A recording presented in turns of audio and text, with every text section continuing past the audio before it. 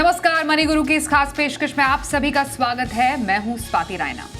Mutual fund portfolio में कौन से और कितने फंड शामिल करने हैं, ये तय करती है कोर और सैटेलाइट पोर्टफोलियो स्ट्रैटेजी।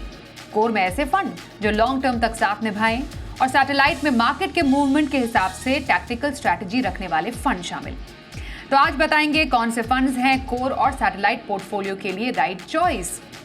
और इसी पर बातचीत करने के लिए हमारे साथ दो खास एक्सपर्ट्स हैं। स्वागत करते हैं कंप्लीट सर्कल वेल्थ के सीईओ क्षितिज महाजन और मनी फ्रंट के सीईओ मोहित गांग का। दोनों experts welcome to the show.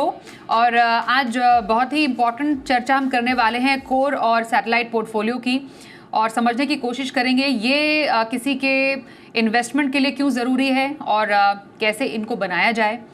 क्षितिज, समझना ज़रूरी, हम जब कोर और सैटेलाइट पोर्टफोलियो की बात करते हैं कैसे डिफ्रेंशिएट करें, कोर पोर्टफोलियो क्या है और सैटेलाइट पोर्टफोलियो क्या है, एक दूसरे से कैसे अलग? नमस्कार स्वाति, नमस्कार मोहित एंड सभी दर्शकों को मेरा नमस्कार and thank you for this opportunity Swati. And बहुत ऐप टॉपिक लिया है इस समय आपने। ये देखिए, जैसा नाम सजेस्ट कर रहा है, जो कोर है आपका, जो हम जैसे बोलते हैं वो आपके कोर गोल्स के साथ अटैच्ड है, उसको कोर बोलते हैं। मान लीजिए आपके 5 गोल्स हैं, उनके साथ आपने अलाइन किए हुए हैं, जो लॉन्ग टर्म गोल्स हैं, आपने डिफरेंट फंड्स अलाइन किए हुए हैं, तो आपके वो core part of the portfolio में बन जाते हैं, जो इररिस्पेक्टिव ऑफ मार्केट मूवमेंट क्या है आप उसको चलाते रहते हैं, लॉन्ग टर्म इन्वेस्टिंग में बिलीव करते हैं, वो आपका कोर पोर्टफोलियो हो जाता है। That includes flexi cap funds हो गए, आपके मल्टी कैप फंड्स हो गए, लार्ज और मिड कैप फंड्स हो गए। लॉन्ग टर्म गोल के लिए आपके depending on risk appetite small और मिड कैप फंड्स हो गए, इंडेक्स फंड्स हो गए, ये आपका कोर पोर्टफोलियो है। वह ये तब तक चलता है जब तक आपकी गोल की अचीवमेंट नहीं हो जाती है, तो वो कोर हो गया आपका। जबकि आपका सैटेलाइट पोर्टफोलियो जो है वो एक टैक्टिकल पोर्टफोलियो है, जो आप एक अपॉर्चुनिटी लेते हैं मार्केट में, जहां आपको दिखता है कि दैट हाँ, इस अपॉर्चुनिटी के कारण, एक थीम प्ले के कारण आपका रिटर्न शॉर्ट टर्म में थोड़ा बेटर हो सकता है। मान लीजिए आप एक ट्रेंड पकड़ते हैं, पावर का ट्रेंड पकड़ा आपने एनर्जी का ट्रेंड पकड़ा, कंजम्पशन का ट्रेंड पकड़ा, कंजम्पशन में आप इन्वेस्ट करें, या आईटी का ट्रेंड पकड़ा, तो एक थीम के ऊपर या एक सेक्टर के ऊपर आप जब इन्वेस्ट करते हैं, या कोई गवर्नमेंट की पॉलिसी चेंज के ऊपर आप इन्वेस्ट करते हैं, वो आपका सैटेलाइट हो जाता है, जो बहुत लंबे टाइम तक नहीं चलता है। जब वो पूरी स्टोरी प्ले आउट हो जाती है, आप वहां से एग्जिट लेते हैं एंड फिर नेक्स्ट अपॉर्चुनिटी की वेट करते हैं। तो सैटेलाइट एक टैक्टिकल पोर्टफोलियो है जो 15-20% से ऊपर नहीं होना चाहिए। कोर आपका कोर पोर्टफोलियो जो 80-85% तक होना चाहिए। तो ये ब्रॉडर एक एस्पेक्ट है, डिफरेंस है। बिल्कुल। तो कोर पोर्टफोलियो जो कि आपका मेजॉरिटी ऑफ इन्वेस्टमेंट स्ट्रैटेजी रहती है, और सैटेलाइट पोर्टफोलियो जो टैक्टिकल स्ट्रैटेजी है, जो कि आप बाजार के उतार चढ़ाव को ध्यान में रखते हुए, इसका फ़ायदा उठाते हुए आप अपने पोर्टफोलियो में शामिल करते हैं। ये हमने समझा। अब इम्पॉर्टेंट ये रहता है कि आपको शामिल क्या करना है अपने कोर स्ट्रैटेजी में और सैटेलाइट स्ट्रैटेजी में। अब सबसे बड़ा जो एक कह सकते हैं, है तो छोटा यूनिवर्स ऑफ 100 फंड्स ओनली, पर बड़ी बड़ी कंपनियां उसमें शामिल होती है। बात हम करें ब्लू चिप कंपनीज की, लार्ज कैप फंड्स की। यूजुअली अब से कई साल पहले कहा जाता था कि आप इन्वेस्ट कर रहे हैं तो एक अच्छे large cap fund, blue chip fund में इन्वेस्ट करके अपने इन्वेस्टमेंट की शुरुआत करें, क्योंकि इनके पास क्षमता होती है किसी भी मार्केट वॉलेटिलिटी को झेलने की। लेकिन जब हम पिछले कुछ सालों का एक परफॉर्मेंस देख रहे हैं मोहित, हमें ये समझ में आया कि लार्ज कैप फंड अपने बेंचमार्क को बीट नहीं कर पा रहे हैं। And on this other side, जो इंडेक्स फंड्स हैं with in large cap space only, उनका प्रदर्शन अच्छा रहा है लॉन्ग टर्म में। तो सवाल ये उठता है कि कोर पोर्टफोलियो एलोकेशन स्ट्रैटेजी में एक लार्ज कैप फंड का प्लेसमेंट एक्टिव फंड के तौर पर सही है या फिर पैसिव फंड के तौर पर ज़्यादा सही है? जी स्वाति, बहुत बहुत धन्यवाद शो में बुलाने के लिए। और क्षितिज भाई ने बहुत अच्छी तरीके से कोर और सैटेलाइट का जो डिफरेंस समझाया है, तो उसी को आगे बढ़ाते हुए, जहां हम कोर पोर्टफोलियो को कंस्ट्रक्ट करने की बात करते हैं, वहां पर लार्ज कैप जो है वो हमेशा ही आपके कोर पोर्टफोलियो का एक अहम हिस्सा होगा। वो आपका फोकल पॉइंट होगा, न्यूक्लियस होगा, उसके इर्द गिर्द ही आपका पूरा जो कोर स्ट्रैटेजी है वो रचा जाएगा। तो अब इसमें लार्ज कैप जो फंड्स हैं स्वाति, अगर हम देखें तो यहाँ पर जो सेबी की डेफिनेशन है, वो डेफिनेशन रेस्ट्रिक्ट करती है लार्ज कैप कैटेगरी में आप टॉप 100 स्टॉक्स के बाहर नहीं जा सकते हैं। तो कोई भी फंड हाउस को जो लार्ज कैप स्कीम चलाता है उसे 80% of the portfolio top 100 stocks में चलाना है, और बाकी जो 20% पोर्टफोलियो उसमें वो कुछ हद तक एक्सपेरिमेंट कर सकते हैं, थोड़ा सा मिड कैप या कुछ दूसरा एलोकेशन रख सकते हैं। अब ये कैटेगरी इतनी टाइट है स्वाति कि जितने बड़े फंड के एयूएम हो गए हैं आजकल, जो भी लार्ज कैप फंड है किसी भी फंड हाउस का, वो आप मान लीजिए करीब 30,000 करोड़ 50,000 करोड़ इस तरह के एयूएम पे खड़ा है। तो इतने बड़े एयूएम को अगर आपको लिक्विडिटी के साथ में मैनेज करना है तो आपको इन टॉप 100 स्टॉक्स में काफी अच्छे तरीके से बांटना होता है। तो जितने लार्ज कैप फंड्स हैं उनका पोर्टफोलियो अगर आप देखेंगे तो करीब 50 से 70 80 स्टॉक्स इन पोर्टफोलियोज में होंगे। तो अगर आप as a fund manager 100 stock के यूनिवर्स में से 70-80 स्टॉक का चुनाव कर लेंगे तो बहुत मुश्किल है कि आप बेंचमार्क को बीट कर पाएंगे रेगुलरली कंसिस्टेंटली। आप कोई 1 साल 6 महीना डेफिनेटली बीट कर लेंगे, बट कंसिस्टेंटली बेंचमार्क को बीट करना इतने बड़े पोर्टफोलियो के साथ, इतने बड़े एयूएम के साथ में मुश्किल हो जाता है, अनलेस कि आप वेटेजेस को बहुत ड्रामेटिकली डिफरेंट करें, और वो कोई भी फंड मैनेजर करता नहीं है इंडस्ट्री में। दूसरी सबसे बड़ी बात कि लार्ज कैप एक्टिव फंड का जो कॉस्ट है स्वाति, वो करीब 1.5% के आसपास है। और यहीं पर ही अगर आप पैसिव निफ्टी 50, निफ्टी नेक्स्ट 50 या फिर निफ्टी 100 इंडेक्स, इनमें से किसी का भी चुनाव करते हैं तो उसका जो कॉस्ट होगा वो करीब 20-25 पैसे के आसपास होगा। तो ये जो 1.25% का कॉस्ट का डिफरेंस है, एनुअली ये बहुत बड़ा डिफरेंस होता है। और इसको रेगुलरली आप क्या इतने बड़े मार्जिन से एक्टिव फंड्स पैसिव फंड को बीट कर पाएंगे, वो बहुत मुश्किल है। और पिछले 10 सालों का अगर आप डेटा देखें तो 10 में से करीब करीब 7 से 8 साल का डेटा ये बताता है कि जो पैसिव जो एक्टिव फंड्स हैं वो एवरेज तौर पे पैसिव इंडाइसेस को बीट नहीं कर पाए हैं। तो यहाँ पर बिकॉज वो टेक्निकलिटी ऐसी हो चुकी है कि जो आपकी 100वीं कंपनी का मार्केट कैप है वो भी 1 लाख करोड़ के ऊपर है, और बहुत बड़े साइज की कंपनीज है, और फंड हाउसेस रेस्ट्रिक्टेड हैं, तो वो रेगुलरली बीट नहीं कर पा रहे हैं। इसलिए लार्ज कैप कैटेगरी में अक्सर आप देखेंगे कि मैं नहीं, दूसरे सारे एडवाइजर्स भी यही बोलते हैं कि आप पैसिव का सहारा लें। आप एक अच्छा निफ्टी 50 या फिर निफ्टी 100 इंडेक्स का चुनाव करके अपने पोर्टफोलियो को एक लो कॉस्ट तरीके से लंबे टाइम के लिए अलाइन कर सकते हैं। तो कोर पोर्टफोलियो में अगर आपको एक लार्ज कैप स्ट्रैटेजी चाहिए ही तो आपके पास ऑप्शंस बहुत हैं। सिर्फ एक्टिव ही नहीं बल्कि पैसिव में भी आप एक अच्छा इंडेक्स फंड लेकर अपने कोर पोर्टफोलियो में ऐड कर सकते हैं। आइए अब लार्ज कैप के बाद आते हैं एक ऐसी कैटेगरी पर जिसको निवेशकों का भरपूर प्यार मिल रहा है, वो है फ्लेक्सी कैप फंड। हमने पिछले कई महीनों के म्यूचुअल फंड आंकड़ों में भी देखा क्षितिज कि फ्लेक्सी कैप फंड को बहुत ज़्यादा निवेशक पसंद करते हैं, क्योंकि इनबिल्ट जो उसका कॉम्पोजिशन है, आपके पास लार्ज मिड और स्मॉल कैप तीनों हैं, और एक फ्लेक्सिबिलिटी फंड मैनेजर के पास उसको रीएलोकेट करने की अकॉर्डिंग टू मार्केट कंडीशंस। अब बहुत सारे जो फ्लेक्सी कैप फंड्स हैं उसमें हम ये भी देखते हैं कि वो एक तरीके से लार्ज कैप को ज़्यादा पसंद भी करते हैं विद इन एलोकेशन ऑल्सो। तो क्या कोर या फिर सैटेलाइट का हिस्सा एक फ्लेक्सी कैप बन सकता है, या फिर एक लार्ज कैप की जगह एक फ्लेक्सी कैप जो है उसका प्रॉक्सी प्ले बनता जा रहा है? वेल स्वाति, आई थिंक बहुत एप्ट मोहित ने एस्टैब्लिश किया है टॉप कि दैट जो इंडेक्स फंड्स हैं, आई थिंक अगर आप लार्ज कैप देना चाहते हैं तो इंडेक्स फंड ज़्यादा बेटर रहेंगे। बट येस, अगर आप लार्ज कैप का जो आपने बोला प्रॉक्सी प्ले करना चाहते हैं, क्योंकि और इस समय मार्केट में वैसे भी आप लार्ज कैप पे शोरेंटे पोर्टफोलियो में इन्वेस्ट करें तो बेटर है, तो I think flexi cap is a good category.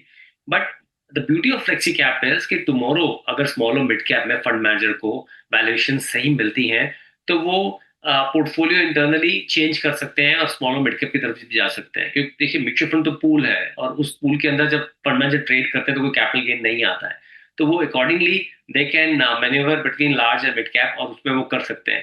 But yes, I think flexi cap can be one category. इसमें बहुत डिफरेंट तरह की ऑप्शंस भी अवेलेबल है, जहाँ पे कुछ जगह इंटरनेशनल एलोकेशन भी आप कर सकते हैं, जैसे पराग पारिक में पॉसिबिलिटी है।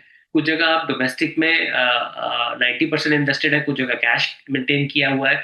तो I think it's a good proxy play. At the same time it can be a very strong contender in terms of, अगर आप मेरे से पूछते हैं कि आपके कोर पोर्टफोलियो का, क्योंकि हम वैसे भी इक्विटी 5 साल के लिए कम से कम सजेस्ट करते ही हैं, पर कंपाउंडिंग का एक्चुअल में इम्पैक्ट बहुत ही 10 साल के ऊपर ही आपको दिखना शुरू होता है, जब वो अगर 14-15% से कंपाउंड करता है और आपका पैसा 4 गुना हो जाता है। I think flexi cap fits in really well for आपका जो 8 से 10, 12, 14 साल वाले गोल्स को लेके जो है, उसमें फ्लेक्सी कैप एक बहुत अच्छी भूमिका निभा सकता है।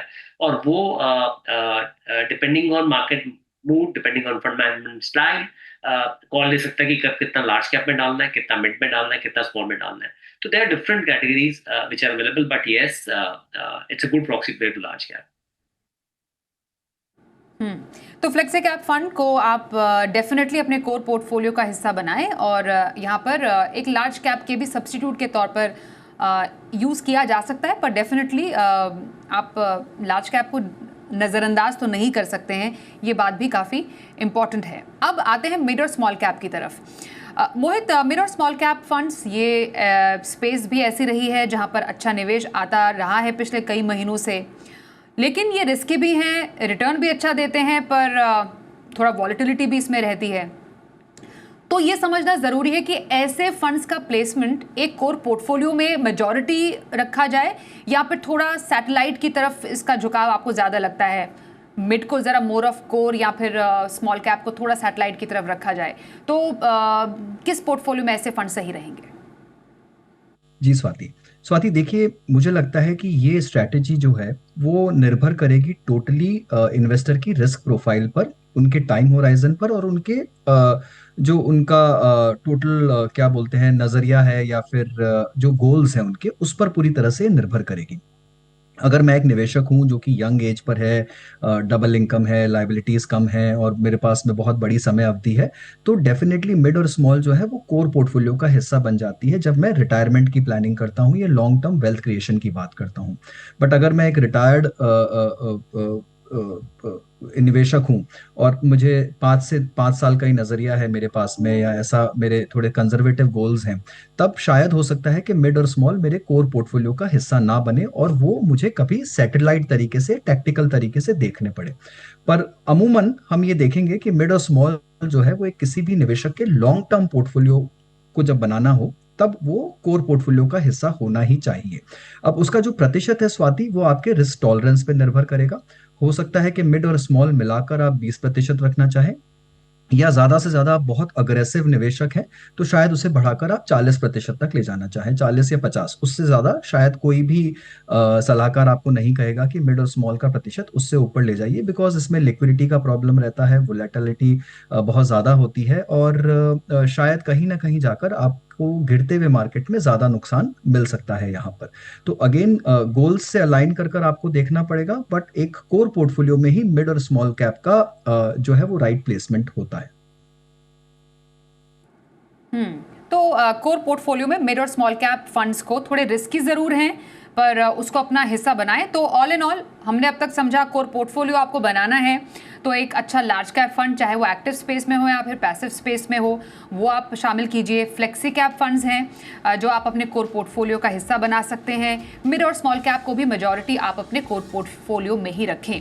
छोटा ब्रेक लेते हैं, ब्रेक के बाद समझेंगे हाइब्रिड फंड्स कैसे स्ट्रैटेजी में फिट बैठते हैं और गोल्ड या फिर कोई सेक्टोरल थीमेटिक फंड्स को कैसे पोर्टफोलियो में आप एलोकेट करें. पूरी चर्चा थोड़ी देर में.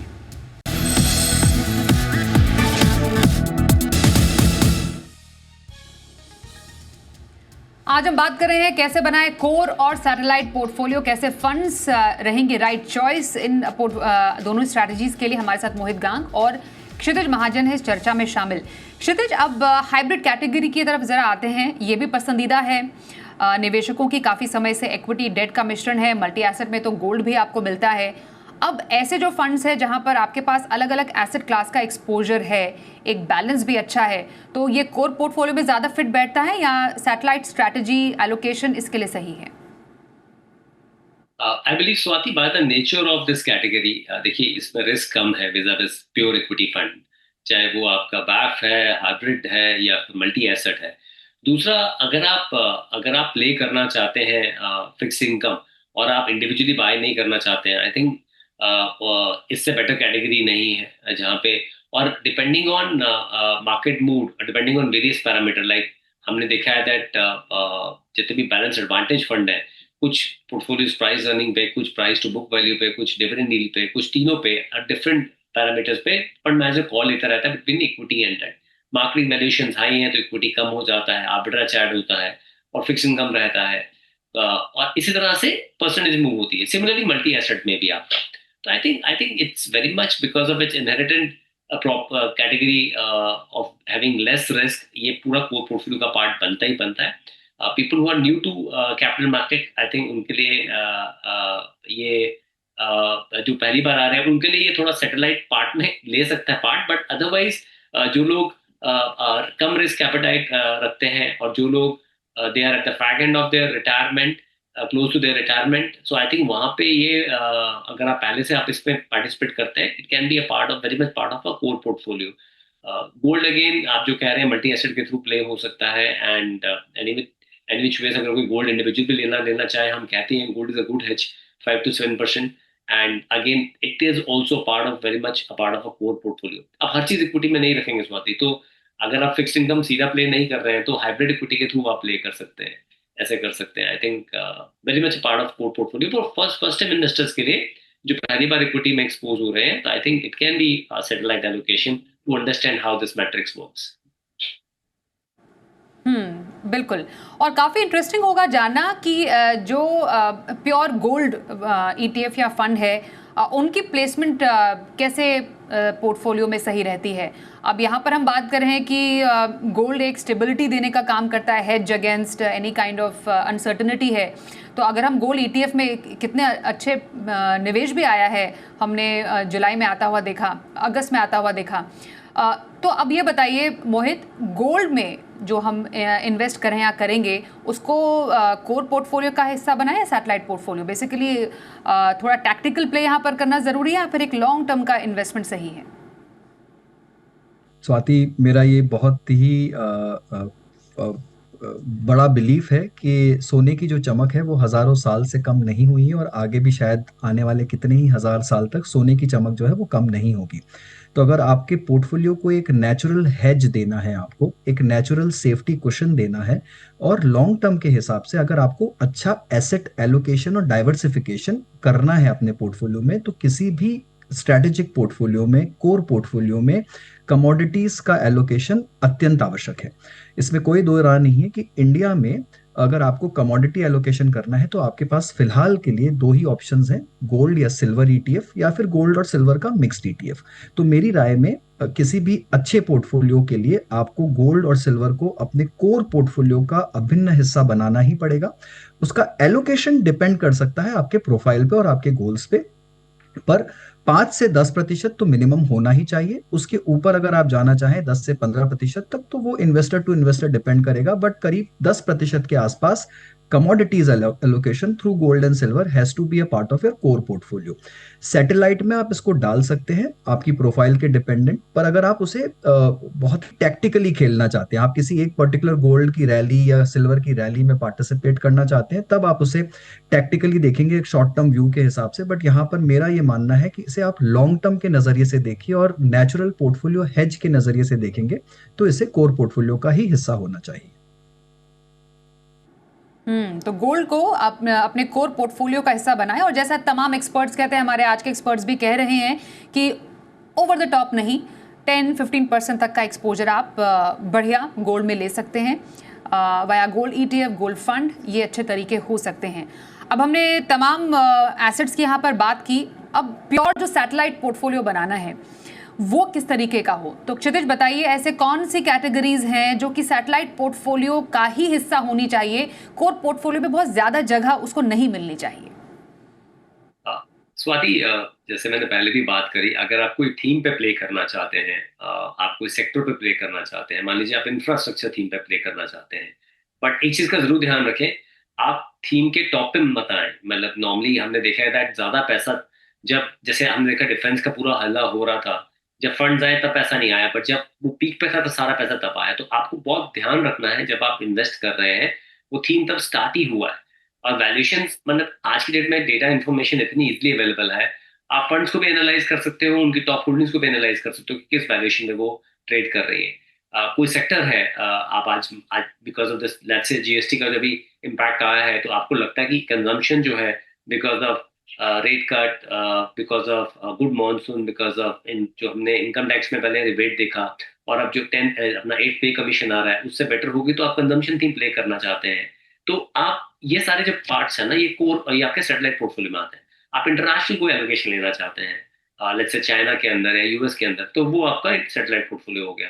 आपको स्मार्ट बीटा फंड करना चाहते हैं, जैसे लो वेल फंड है आपका, वॉलेटिलिटी फंड्स आते हैं आपके निफ्टी के, तो इंडेक्स फंड्स हैं, या फिर कोई स्मार्ट बीटा फंड आप करना चाहते हैं, तो ये सब आपके सैटेलाइट अप्रोच के पोर्टफोलियो आ गए। बिकॉज और ये 15-20% से ऑन हायर साइड 20% आप इससे ज्यादा नहीं हो सकता है, because then you should be actively managing this portfolio, because as we said satellite ऊपर से आता है, फोटो लेता है और चला जाता है, तो वो सैटेलाइट की तरह है, आपको वो फोटो लेने के बाद एग्जिट करना ही करना है जब वो साइकिल प्ले हो जाता है। I think the name suggest itself.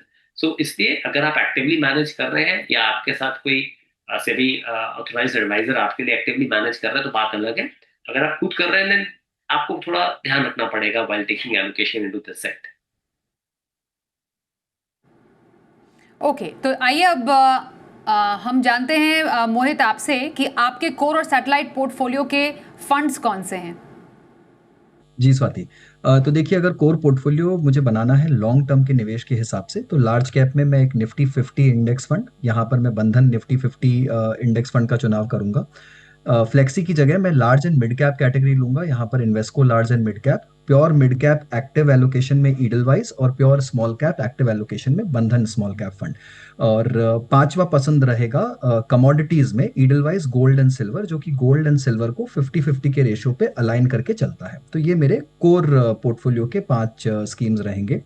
Satellite तरीके से, और स्वाति यहाँ पर एक छोटा सा डिस्क्लेमर ये रहेगा जो क्षितिज भाई ने भी कहा कि जो सैटेलाइट टैक्टिकल पोर्टफोलियो हो सकता है कि अगले मंथ आकर मैं कुछ और बोलूँ, तो यहाँ पर वो माहौल के हिसाब से जिस तरह का ट्रेंड चल रहा है उसको देखते हुए है ये फिलहाल।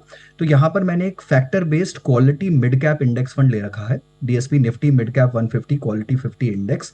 कंजम्पशन का बूम है देश में, जीएसटी में रिफॉर्म्स है, डायरेक्ट इनडायरेक्ट टैक्सेस दोनों में कटौती हुई है, अच्छी मॉनसून हुई है, फेस्टिव सीजन आ रहा है, तो यहाँ पर एक्सेस कंजम्पशन फंड मेरी दूसरी पसंद रहेगी। बैंकिंग एंड फाइनेंशियल सर्विसेज की साइकिल बहुत टाइम से चली नहीं है, और मुझे लगता है कि एक इंटरेस्ट रेट रिजीम जो और शायद नीचे की तरफ जाएगी, यहाँ पर थोड़ा सा क्रेडिट बूम वापस आना चाहिए, तो उसके चलते Nippon India banking and financial services. और एक बहुत ही हट की टैक्टिकल कॉल है, वो है ग्रेटर चाइना फंड ईडलवाइज का। ये थोड़ा सा high risk high beta fund है, तो यहाँ पर निवेशक थोड़ा ध्यान देके, इनफैक्ट सारे ही टैक्टिकल में ध्यान देके निवेश। और क्षितिज, आप अपने फंड्स बताइए कोर और सैटेलाइट पोर्टफोलियो के, little quickly please. Yeah, so it's in line. So I will say that Nifty 50 किसी भी एमसी का आप ले सकते हैं। आप निपॉन का ले लीजिए, आईसीआईसी का लार्ज कैप ले लीजिए, एचडीएफसी टॉप 100 है, और फ्लेक्सी का में प्राग पारिक है, मेरे का blue chip, SPF focus, HDFC BAF, और एक गोल्ड फंड ले लीजिए। I think this will make your core. Satellite में you can take any of this, अगर आप शॉर्ट टर्म के लिए ले रहे हैं तो कोई प्ले कर रहा है साइकिल, तो मिड कैप ले सकते हैं, मैन्युफैक्चरिंग सेक्टर फंड ले सकते हैं, नैस्डैक ले सकते हैं, इंटरनेशनल फंड ले सकते हैं। सो ब्रॉडली यही है। आई राइट नाउ नैस्डैक में इन्वेस्टमेंट नहीं होता, अदरवाइज चाइना कर सकते हैं। I agree with Mohit. Okay, तो ये रहे आपके लिए कोर और सैटेलाइट पोर्टफोलियो के कुछ फंड्स जिनमें आप इन्वेस्ट कर सकते हैं। आप ऑलरेडी इन्वेस्टेड होंगे तो परफेक्ट लाइन पर आप जा रहे हैं अपने पोर्टफोलियो प्लानिंग के लिए। Thank you so much. हम क्षितिज और मोहित आपका करेंगे इस चर्चा में शामिल होने के लिए। एक छोटा ब्रेक लेते हैं, देखते रहिए जी बिजनेस।